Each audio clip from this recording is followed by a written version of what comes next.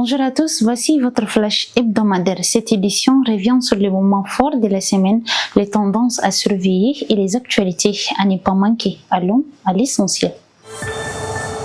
Visite inopinée du Premier ministre dans plusieurs services des douanes.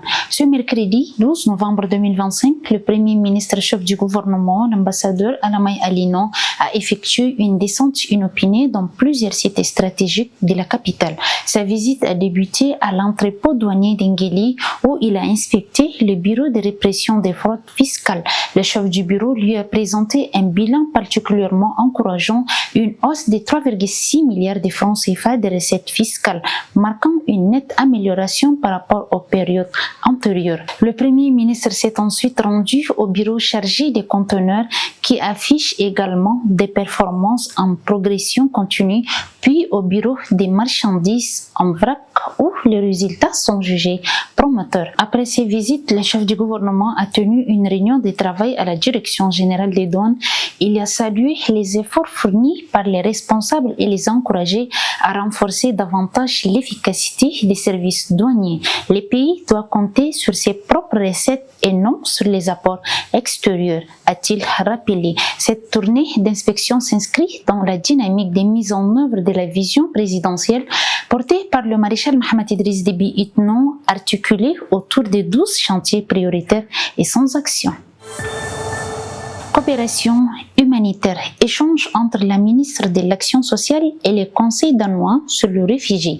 Le 10 novembre 2025, la ministre de l'Action sociale et de la solidarité et des affaires humanitaires, Mme Zahra Mohamed Issa, a reçu une délégation du Conseil danois pour le réfugié, conduite par sa secrétaire générale, Mme Charlotte Slant, accompagnée du directeur régional pour l'Afrique de l'Ouest et du directeur pays. Les discussions ont porté sur le renforcement des partenariats stratégiques alignés sur les priorités nationales en matière de développement et de protection des réfugiés.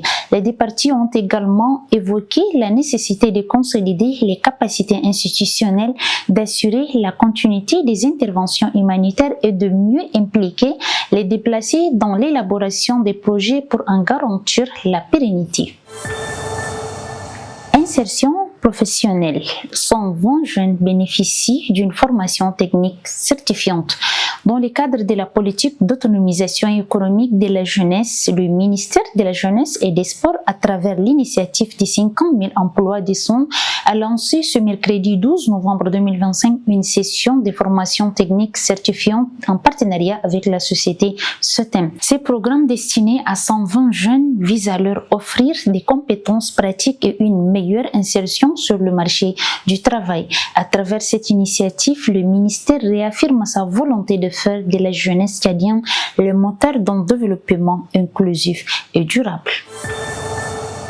COP30. Le Tchad réaffirme son engagement pour une justice climatique inclusive. La 30e conférence des parties à la Convention cadre des Nations Unies sur le changement climatique a officiellement ouvert ses travaux le 10 novembre 2025 à Belém, au Brésil, placée sous le signe de la justice climatique et de la bioéconomie, de la protection des forêts tropicales. Cette édition rassemble des délégations venues du monde entier. Le Tchad y est représenté par une délégation conduite par la ministre d'État, ministre de la Femme et de la Petite Enfance, Mme Kitoko Ngata Ngolo. Cette participation témoigne de l'importance que le pays accorde à l'intégration du genre dans la stratégie de lutte contre le changement climatique, un enjeu majeur pour les communautés et les plus vulnérables. Voilà pour ce résumé de la semaine. Merci d'être au rendez-vous. On se retrouve très vite pour un prochain flash hebdomadaire.